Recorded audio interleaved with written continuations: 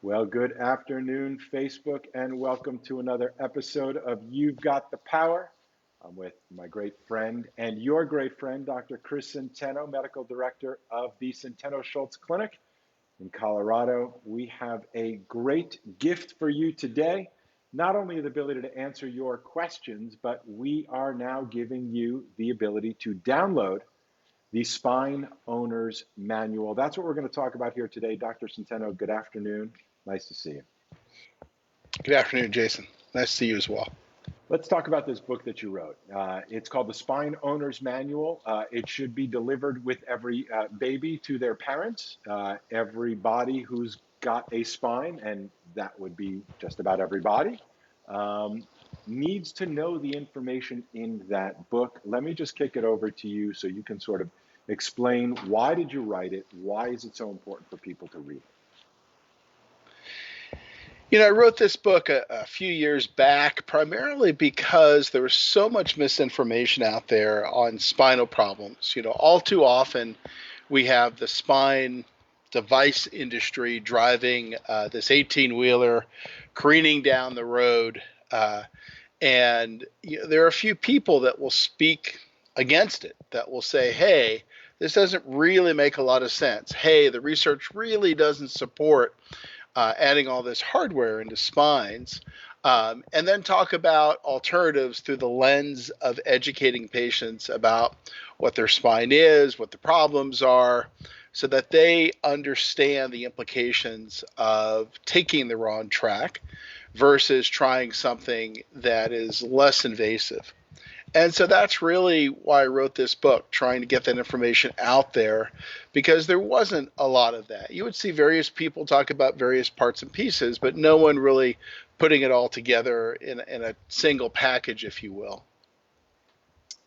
And it is essential that people understand what it is. I mean, everybody knows, oh, it's my spine. It's that thing in my back, my neck. Isn't that aren't those bones that are just stacked up there? It keeps me moving. Why is it really probably the most important system of the body, primarily because of its relationship? But I'll ask you, why is it such an important thing for us to know about? And I'll even say prioritize over many of the other systems of our body. We tend to think our brain, our heart, there's different organs we tend to think of as the most important thing. But why is the spine so important? Yeah, it's so critical because all the wiring for your body comes through there. And if that wiring isn't working optimally, then you've got some very serious problems. You can lose the ability to use your arms and legs, or if it's not outright lose the ability, then the efficiency goes way, way down. So, as an example, most people don't really know that if the nerves in their low back get irritated, there are stabilizing muscles in the low back that start to atrophy, and that stabilizer system goes offline. Then the leg muscles don't really work as well as they used to.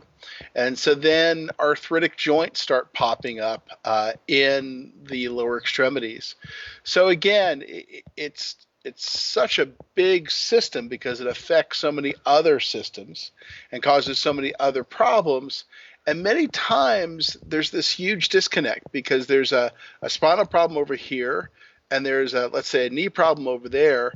And the knee guy looks at the knee problem and the spine guy looks at the spine problem, and no one's talking to each other or communicating those two things. And so that's why it's such a critical component of our bodies. It's where all the wiring comes through. And as you know, from anything, whether it's your house or your car, if the wiring starts getting screwed up, you're in trouble. That car is going to die in the middle of the highway. That car is my wife's car is doing it right now. She had a little sensor come on for, the engine was too hot, but the engine temperature was going between 100, 250, 100, 250. Obviously, the engine's not doing that. The sensor's doing that. But, the car freaks out when that's happening because all the microprocessors in the car start saying, hey, what's going on here? The engine's overheating. Let's shut this off, turn that on, whatever it is. It's essential. If you look at the body, if you look at the anatomy of the body, you'll notice that structurally, the head, the extremities all connect to the spine, sit on the spine, come out from the spine. So it is really literally the backbone of your body structurally, but as you're also saying, neurologically, the electrical system, so to speak. I too, this weekend, I was thinking to myself, we're living in the day of an age of, you know, all of us are home. What would happen if the internet went out? So everything we do has become connected to this thing called the internet, which is the ability to access and send information back and forth. That is what keeps things moving. And what most people don't realize is that's how your body works. That's how it develops. That's how it heals. That's how it grows. And when we get injured and when we don't take care of that system, that's when problems happen. And in most cases, what we've seen and what the science also supports is that the body has such a tremendous capacity to heal itself when given the right environment, whether that's the right physically, structurally aligned environment because of the wear and tear on joints, or whether it is the alignment that therefore takes pressure off the electrical system, allowing the electrical system to work uninterfered with the way it is supposed to. Um, do you want to share more about the implications kind of globally in our bodies that the nerve system has so people really get a sense that the spine's not just a bunch of bones? Yeah, we talked about, implications for arthritis. Another big one is tendon issues. For instance, in patients with irritated nerves in their neck will start to see tennis elbows start to develop. In fact, when I see a tennis elbow patient, I always look at the neck. Or you'll start to see issues in the legs with iliotibial bands. So you see people rolling out their ITB all the time at the gym, although none of us are going to gyms anymore. But you remember from when we used to go to gyms a couple of months ago, there was some guy always rolling out his ITB with a foam roller laying on the ground. In fact, it's like a staple of gyms. Well, there's a reason he's rolling out that ITB. The nerves are irritated. The ITB uh, gets has connections into nerves that come from the lower part of the low back, from the upper part of the low back. And so if there's any nerve irritation in the low back, your ITB is going to get involved and get tight. We see the same thing with, we've talked here in this show about the vagus nerve. That vagus nerve goes through the hole at the base of the skull, through the craniocervical junction. And if you've got any kind of craniocervical instability, that nerve can get irritated. So those are all good examples of how some very simple nerve issues can lead to things that you don't normally connect into the spine. But if you don't realize they're connected into the spine, you're going to suffer from those problems for a long time because no one's going to be able to fix them just by focusing on that small little problem in that small little spot. There you go. We've said time and time again that we are all connected. It is all connected in our bodies, and that the idea that the pain is the problem is one of the reasons why people continue to have problems, because the pain is really just the symptom. Oftentimes, when you really understand how the body works, you recognize that there is typically a cause to that problem. And as I said time and time again, you step on a dog's tail, it barks out its mouth. The problem's not in its mouth. And that's very much the way it works in our bodies. Oftentimes you can feel pain, you can feel barking, all that irritating noise that's inconvenient, and you just wish it would go away. But oftentimes where the barking is not necessarily where the problem is. If you would like your own copy to download for free right now of the Spine Owner's Manual, all you have to do is type the word HELP, H-E-L-P, down in the comments section down below. You'll immediately receive a link to confirm that we can send it to you. Once we do, please enjoy it. Dr. Centeno, let's head over to some questions. I'm sure they're going to be about the spine, so we'll put it all together. We have Hillary. Hello, Hillary. Always a pleasure to see you again. Hi again, guys. I promise I have a life. We know you do. But I also have so many questions, and here's one for today. I read somewhere that your average lateral C1, C2 overhang is zero point 0.9 in a healthy person and 1.7 in someone with RA. Do you have any idea what baseline normal might be for someone with a connective tissue disorder? Fascinating question. Yeah, so Hillary, the C1, C2 overhang research actually just got completed after many years by a good friend of mine, Evan Katz, another good friend of mine, Michael Freeman. They just finished a research study on DMX, C1, C2 overhang, looking at other things as well. And basically, when they looked at the data, that data that you read probably needs to be updated. So if you take 2 millimeters as your standard for the average person, meaning they should be below 2 millimeters, then you'll pick up there's pretty good discrimination between normals and abnormals there, meaning people who are normal, never had a problem. That would include some people with stretchy ligaments. And people who have had some sort of upper cervical trauma. If you bump it up to 3 millimeters, then you get to even better discrimination, really high levels of being able to pick out normals from abnormals. So it's that normal cutoff, if you include sort of a large group of people just picked out of the the population, is probably more 2 to 3 millimeters than it is 0.9 or less than 2 millimeters. Great question. Thank you very much for asking, Hillary. And again, one of the most important things is to make sure that you've got a great doctor who's doing these things right. So it's essential that you've got somebody that not only understands these things, but can perform them consistently and correctly. When dealing with millimeters, they matter. So thank you for your question, and keep them coming. We have a life too, but we're here to serve you. Thanks for asking. And if you would like to, if you're just joining us, if you'd like to receive your free copy of the Spine Owner's Manual, type the word HELP, H-E-L-P, down below. You'll see our fantastic, cool new technology.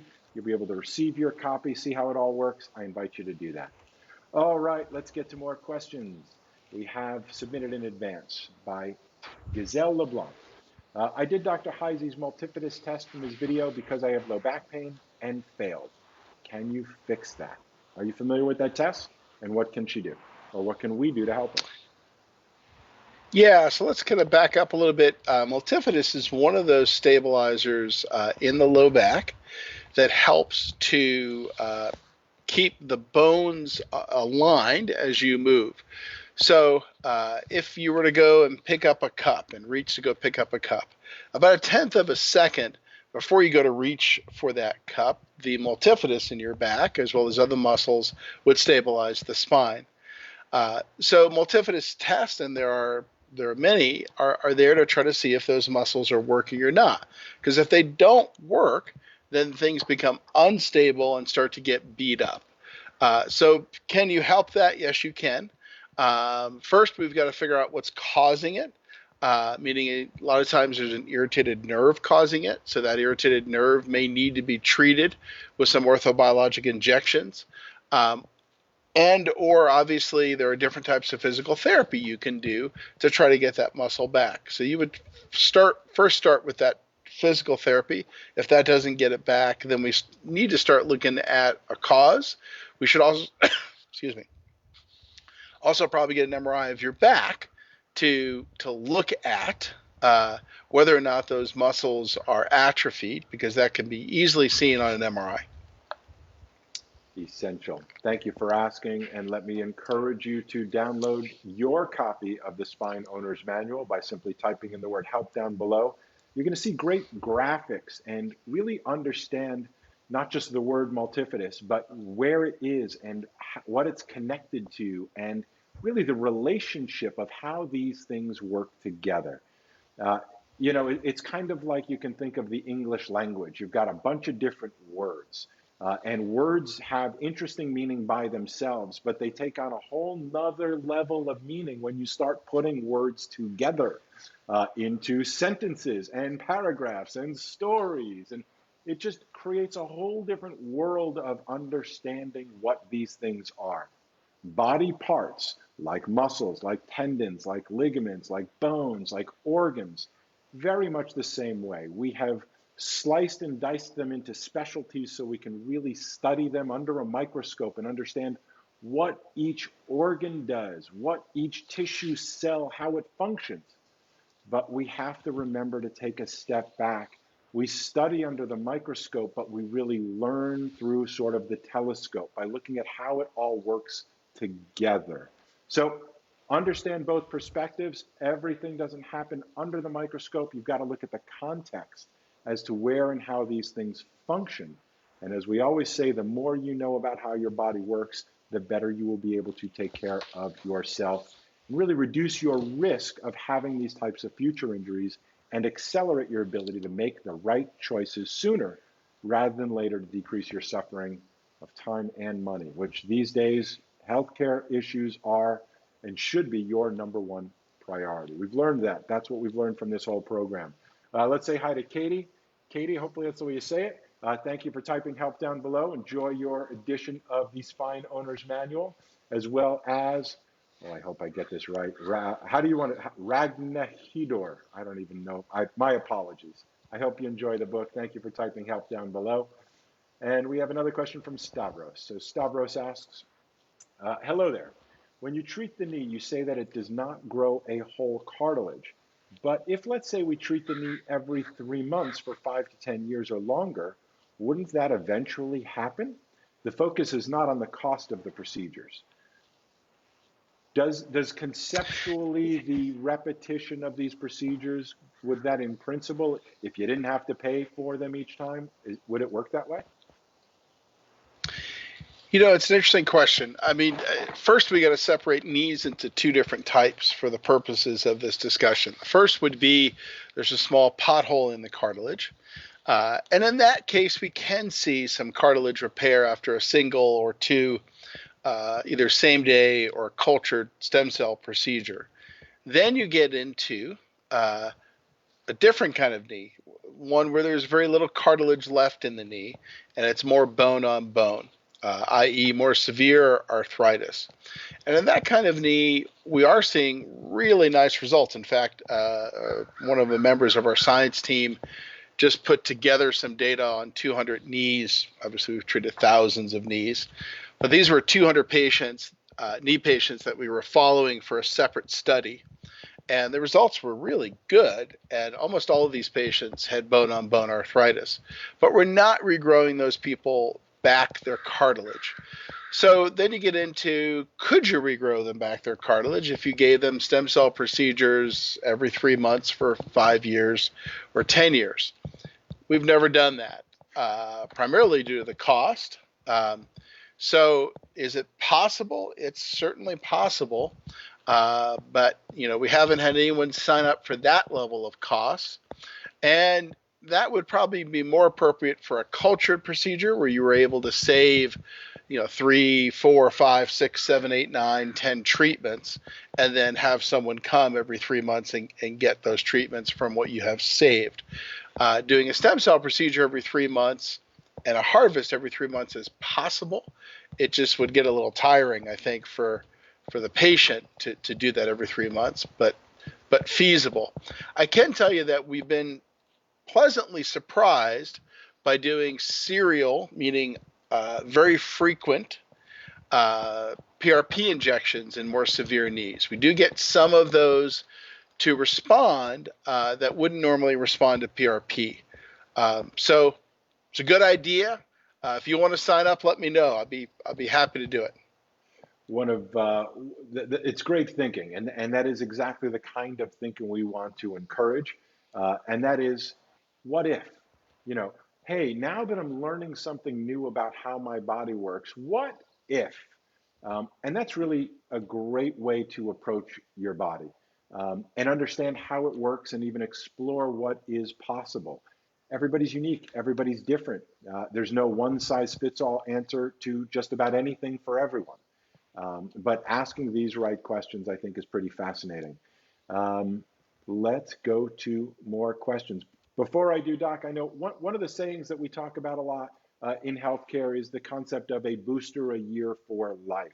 The concept of boosters boosting your improvement. You want to take a moment? It sort of fits into this conversation? When are and who are boosters most beneficial for?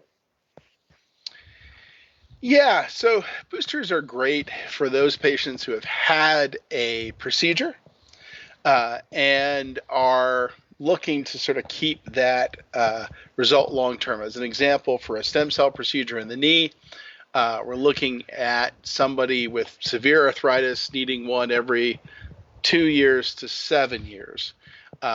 You can extend that out by doing sort of annual high dose PRP boosters.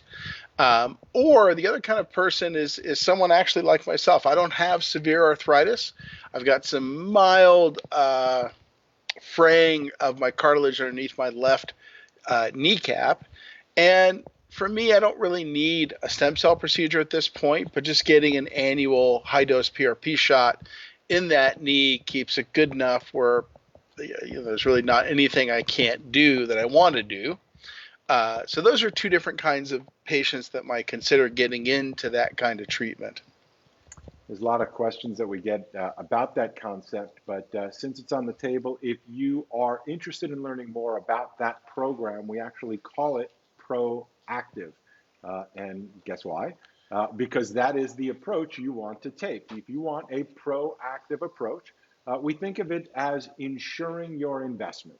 You make an investment, you want to get improvement, and as Dr. Centeno said just a few moments ago, that you can kind of keep on accelerating. Think of booster rockets, right? You get you out of the atmosphere, but then you keep boosting the movement, the momentum, and that motion keeps you moving in a positive, accelerating in a positive way. So if you are curious about whether you would benefit from a booster program, a booster a year for life, please contact our practice. Ask about the proactive program. It is designed exactly for those of you that want to be proactive.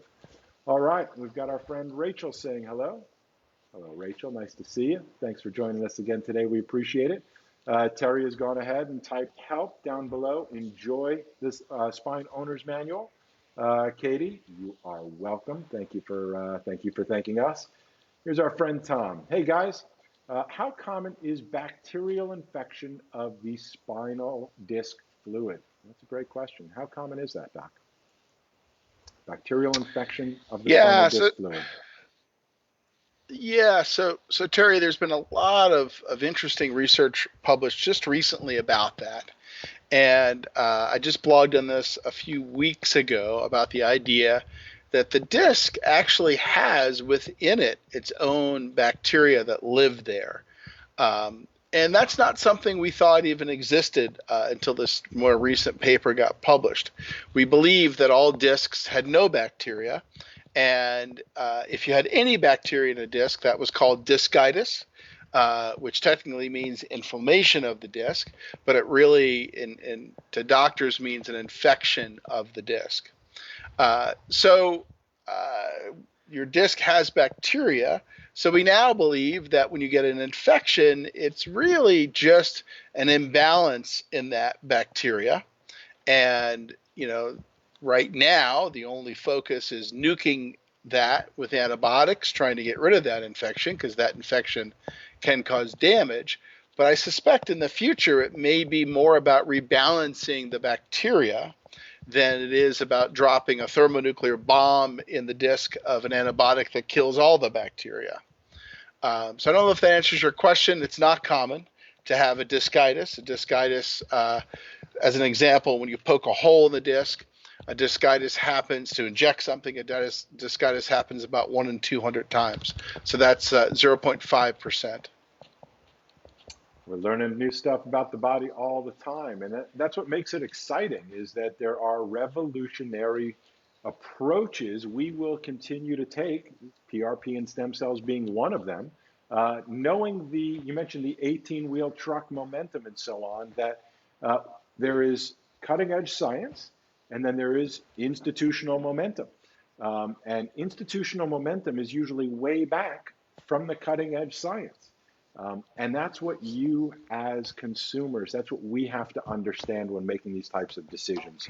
Too many of us rely on, at this point, history of, what finally was researched, what finally got through a board, what finally got through the economics and administrators to proceduralize something, what finally then gets to the doctors as something new, which is oftentimes not what most doctors want to hear and learn more about. It's just the culture of the way it is. Ask most doctors. So if you are making decisions based on, well, here's what's covered and here's what my doctor said, that may be something that is most likely years and years and years old and may not reflect the latest research and science that is going on out there. As we've said before, believe it or not, there was a time when a doctor said, hey, you know what would be a really good idea? Why don't we wash our hands in between surgeries? Right? Today you'd go, well, you got to wear a mask, you got to stay at home, you got to do, right? There was a time when they didn't even wash their hands and they thought that that was modern medicine. And anybody who suggested otherwise was crazy and ridiculed. Imagine that. And here we are. So that's really the question. What are we doing today that one day in the near future will be as absolutely crazy as not washing your hands in between surgeries? We will find out. Many of you are learning right now. Let's get back to Hillary. I'm going to give you, there's two questions here, Doc, so bear with me. Hillary asks, when we spoke about my DMXs, you said there was a 2 millimeter margin of error in the reading of lateral overhang. Can you further explain this and its implications as applied to Katz's study? Her follow-up to that is, in case it matters in your answer, last question, to what degree does the transverse ligament contribute to the lateral overhang? Great questions. Yeah, so if you look at the margin of error of X-ray readings, I don't think 2 millimeters is the right number. Generally, it's probably about a 0.5 millimeter to 1 millimeter. So that what that generally means is that you might be off by that amount. And that's one of the reasons why we probably see that 2 millimeters versus 3 millimeters makes a big difference in differentiating normals from abnormals, meaning the higher you have that number, the less likely that reader error is to affect the measurement. So if we had computers that read these things and they were perfect, we could probably get away with 1.5 or 2 millimeters. So that does factor into the whole thing. And then as far as the transverse ligament is concerned, realize the transverse ligament is like the seat belt for the dens. The dens, so what we're talking about here is the upper neck, and you've got a C1 and C2. You've got a C1 bone that's sort of like a circle, if you will, and sitting in that bone is the dens, which literally means tooth in Latin. So there's this tooth-like process that sits in there, and the transverse ligament is like the seat belt for that dens that attaches it in to the atlas or C1. Now you can have some overhang there, and it might control some overhang, meaning if that transverse ligament is very tight around that dens, think about if you've got a tight seatbelt on and your ability to move your hips side to side is going to be less than if you have a loose seatbelt. So it's going to contribute a little bit, but not as much as something like the A, which is off to the side of the dens, which is off to the side or each side of the dens. So a little bit, but probably not nearly as much as those other ligaments. And considering we're referencing Katz's study, this is, I believe, Katz, a chiropractor, and what role might that have in all of this? Yeah, so Evan Katz is a chiropractor who does mostly curve restoration work here locally. But there are many, so curve restoration work can be very helpful in craniocervical instability, as can upper cervical chiropractic. And there's lots of different types of techniques out there. So I would definitely encourage you, because we see a lot of patients that get really good relief with either curve restoration, something called chiropractic biophysics, or upper cervical chiropractic. And I'd encourage you to try that if you think you have an upper neck issue. All about alignment, making sure you're keeping things tight and aligned. And again, Hillary, let me encourage you to type the word HELP, H-E-L-P, down in the comments section. and download your own edition of the Spine Owner's Manual to see pictures. I'm sure there's a picture of the C1, C2 motor units in there where you can learn really the anatomy and physiology, see what it looks like and how it functions. That's all waiting for you, Hillary. Thank you for your questions. Doug has a great question. He says, I had microfracture surgery on the medial side of my knee decades ago. I had to stop running after the surgery. I recently tore menisci on the same knee. I have pain on activity. Can stem cell injections help with pain and get me back to running, tennis, etc.? If so, how much, or am I optimistically naive? I'm assuming he's saying how much can it help, not how much does it cost. Yeah, so let's kind of unpack that a little bit. So if you had microfracture decades ago, I'm assuming that you're older, at least in your 40s or 50s, probably in your 50s or older. And then we get into this idea of meniscus tears. Now, in a young person who's in their 20s, if there's a traumatic injury and then we see a meniscus tear on MRI, we're fairly certain that the trauma and the meniscus tear go together. However, in an older person, the problem is that there's an awful lot of people in their 40s, 50s, and 60s walking around with meniscus tears that have zero pain. In fact, if you take all of your friends, let's say you have 100 people you know, and you put them in a room and we MRI'd all of their knees and none of them have any knee pain, probably about half of them to 40% are going to have a meniscus tear without any knee pain. So we need to be very, very careful about tying a meniscus tear and knee pain together in an older person. Now, it's not to say that doesn't happen. It's not to say that we don't see painful meniscus tears in older people. It's just to say that we can't take a quick history, do a quick cursory exam like in an orthopedic surgery office and an MRI and tie all that stuff together. As far as meniscus tears and going back to activity, I'd have to look at the MRI to be sure, but we treat a lot of meniscus tears with either high-dose PRP or stem cell injections precisely placed into that meniscus tear and or treating other areas of the knee, and those patients usually do well. As far as, in particular, one patient going back to running, I'd have to look at that picture to get a better sense of whether that makes sense for that type of structural damage. It's always possible. You know, these procedures work, but it has everything to do with who you are, how long you've waited, how much energy you have, and how much you contribute. You know, a lot of times we think it's about the procedure, and yes, obviously that's a factor, but procedures work differently on people because people are a factor. And there's lots of things you can do to improve, accelerate, and enhance the effectiveness based on your lifestyle versus not. So typically there's really only one way to find out. If you'd like to learn more, again, type help down below. You'll receive your free The Spine Owner's Guide manual and a way to reach out and have a consultation, because ultimately all of this is general information. If you're looking for answers about you specifically, the best way to find out that answer is to schedule either a telehealth appointment or a one-on-one live consultation where a real doctor can work with you and your specific body, your specific history, your goals, your anatomy, what's going on, and give you a much more precise answer to your question. Doug, thank you for asking. All right, our friend Sabina. Hello, Sabina.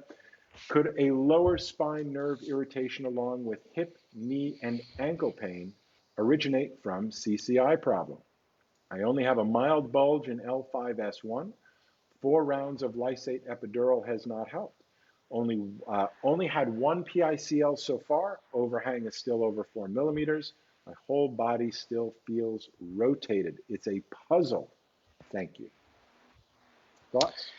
Yeah, so I think what Sabina is bringing up is the whole body is connected. So we often see people who have upper neck issues, since there's a lot of information about position sense coming in there, who have areas elsewhere, areas in the lower neck, areas in their low back, as an example. So patients who have upper neck instability will oftentimes have these sort of wandering symptoms. And then it becomes a question as to whether or not those symptoms are being caused locally, i.e., in the back, or they're being caused by the upper neck. And sometimes you've got to treat the lower back to make that determination and or treat the upper neck. So yes, it's certainly possible that what you're describing could be coming from the upper neck. Absolutely, that is the point. And I just want to kind of applaud everybody for learning. This is not the common approach that mainstream medicine teaches. As you know, mainstream medicine and every single pharmaceutical advertisement aimed at getting you to ask your doctor about the next blockbuster drug so that they can reduce the symptom immediately, and maybe even get you to have to take a drug forever, uh, doesn't apply to this level of thinking. This level of thinking is what's causing the problem. And it's interesting, we oftentimes don't apply just simple common sense, but if the brain is responsible for our function, if the brain is responsible for feeling what we feel, our nerves and so on, the one place that everything has to transfer between the body and the brain and the brain and the body is this upper neck area. It is extremely sensitive, it's extremely important, and your question indicates you're getting it, you're putting these pieces together. It is a puzzle. We often call it a mystery, and that's why you want to work with like the Sherlock Holmes, like the best detectives, because you want to make sure you get to the bottom of it and make sure you get it right. Again, get your book, get the Spine Owner's Manual, type help down below. Thank you for your question, Sabina. Randy, also a regular viewer. Hey, Randy, I'm really close to booking my injections with Dr. Amoroso to do bone marrow injections into my low back. I'm still bummed that my first 2 rounds of just PRP didn't provide the benefits I was hoping for. Does a bone marrow aspiration also require a PRP draw, or does the bone marrow aspiration have enough platelets where a separate blood draw is not necessary? Yeah, so Randy, let's unpack that a little bit. We've got about an 80% success rate with PRP and facets and or for degenerative discs, but that still leaves 20% of the patients that don't respond. When it comes to to bone marrow, the answer is yes. The platelets can be taken from a bone marrow aspiration without a separate blood draw. And if there isn't a big requirement, meaning lots and lots and lots of PRP, then usually not an issue just taking it from the bone marrow aspiration itself. There you go. Be as efficient as we can. We have another question. Andrew. Hello, Andrew. Good afternoon. I have DDD in lower back and looking into seeing Dr. Kramberg since I'm in New York City. Could irritated nerves out of the lower back be a factor in diagnosed idiopathic small fiber peripheral neuropathy in feet, lower legs, and around the knees? Thank you. Great question. Yeah, so listen, we often see patients who are diagnosed with peripheral neuropathy. Lots of different types, obviously, are out there who have irritated nerves in their back.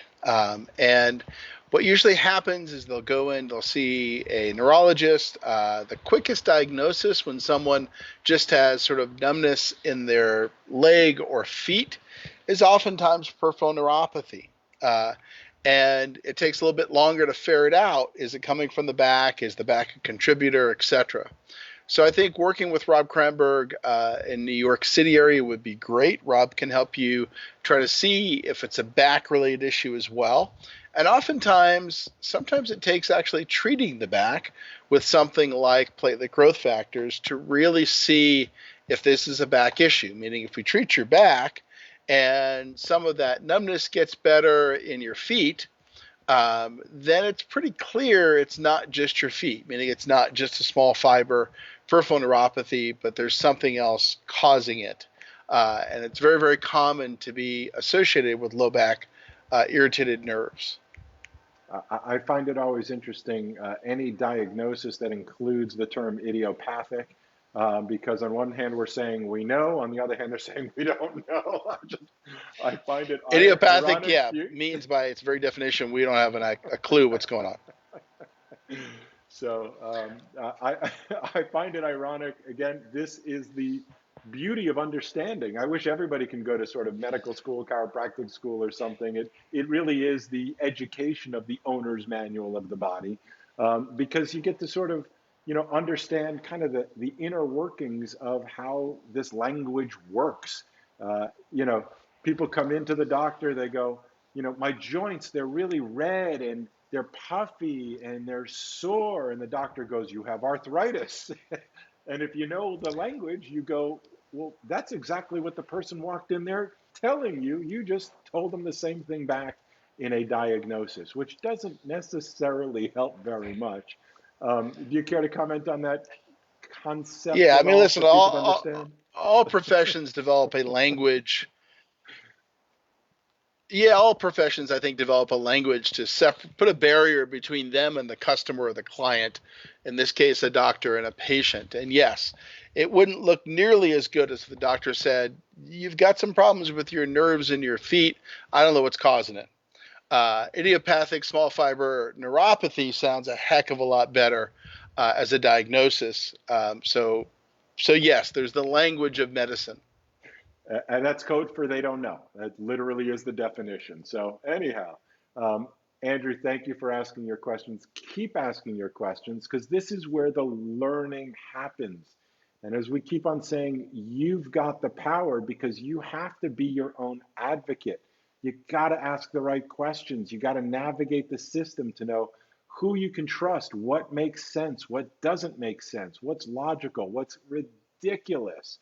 And when you go on this journey with us and on your own, you will be able to be a better navigator and a better advocate for yourself. We have a question that was submitted earlier as we round up our hour. This one was submitted in advance by Tommy Corrigan.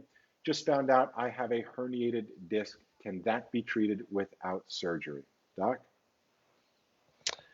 Yeah, Tommy, we treat many patients with herniated discs every year without surgery. So it's a common thing for us to see and to treat. Listen, it was only 20 years ago that a herniated disc was almost 100% chance of getting a surgery, especially if, the pain wasn't going away just with physical therapy or medications. But really not the case anymore. Hasn't been for some time. So I really think that high likelihood that we can help you without any kind of surgery. And Tommy, if you are watching, I know you submitted in advance, type the word help down below and get the Spine Owner's Manual. Learn about the book that should have been given with you to you and your parents at birth. The how do you take care of that backbone, that thing inside of you where all the nerves, most of the nerves, forgive me to be technically accurate, most of the nerves exit out of in order to innervate your entire body to make sure you've got the electricity slash energy slash life necessary to heal and develop and grow, to feel, to respond, to expand and contract and do all the amazing things that your human body is capable of doing at its best. All right, Hillary, she typed help. Enjoy the book, enjoy it. And our friend Austin, also a regular viewer. Hey, Austin. Austin is looking forward to meeting you this Tuesday. That's awesome. All right, we've See you got a few tomorrow. minutes. Yeah, exactly. We got a few minutes left. If you still have questions, the lines are open. We're answering questions till the end of the hour. Doc, let's get back to the owner's manual, the spine. Uh, what are you think some of the things that people need to know? I know we talk about the sans approach to the spine. What are some of the things that they will learn when they read that book? It really focused on number one, understanding how the spine is put together, understanding how it works when it's healthy, understanding how it works when it's not healthy, and then starting to realize that some of the traditional approaches, once you know how it works, don't make much sense. So, as an example, radiofrequency ablation is one that we used to do quite a bit 20 years ago in our practice. And it's a treatment where you're sort of burning away the nerves to try to reduce someone's pain for a certain amount of time until the nerve grows back. Now, what you learn in the book is that those nerves supply important stabilizing muscles in your spine. So if you burn them away, those stabilizing muscles that are supposed to stabilize everything go south. And when they go south, your spine becomes unstable. When your spine becomes unstable, things start to get damaged. So again, you can start to see why some of these things don't work really well if you understand how it's all put together. It's really essential. And I think there's two parts to sort of, okay, there's the information and then there's what do I do with the information? I know there was a study that was done on children that talked about the difference between students had the opportunity to have one marshmallow now or two marshmallows later. And the more common approach was to have the immediate gratification of the marshmallow now. Now, clearly, what does that have to do with anything? That has to do with your desire to get well and stay well. Are you looking for immediate gratification? Are you willing to just simply sacrifice future opportunity for the immediacy of getting that marshmallow now, so to speak? Or in this case, feeling pain relief now versus the long-term benefit and opportunity of more later. So when you read these books, when you read the owner's manual, you'll understand how to shift your mindset from really what most of us have been programmed to, this concept that immediate gratification is available without a long-term cost. I don't think there's anybody that would argue if you could get the long-term benefit and the immediate gratification, that would be the best of both worlds. But that's not often how it works. When you go for the drug that gives you instant relief, when you go for the surgery, right? If you burn the nerves, guess what you won't do anymore? Feel things.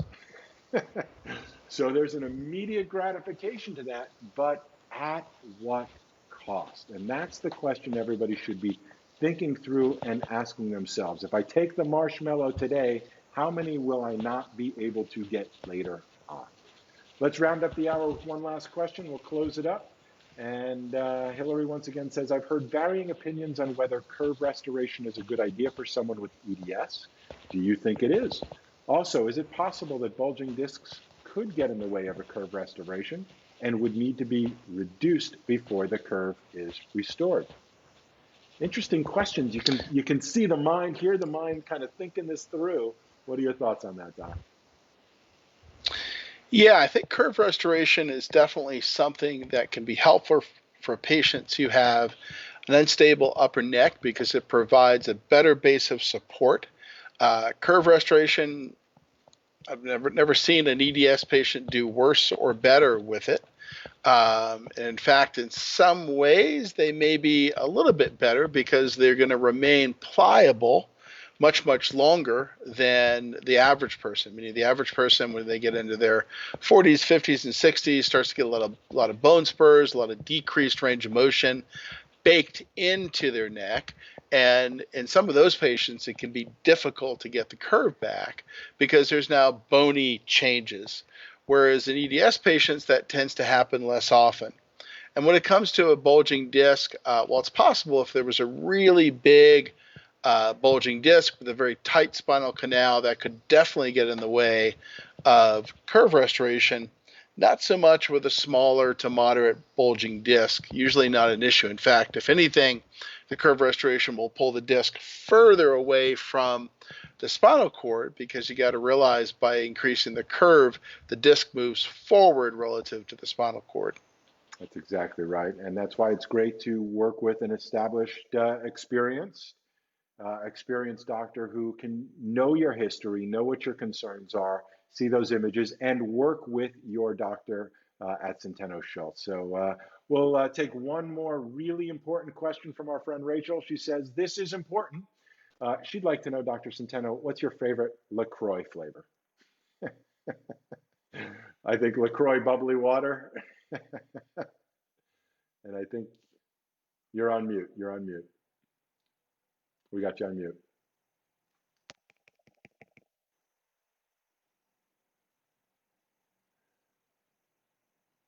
This is an important question. We got to get it.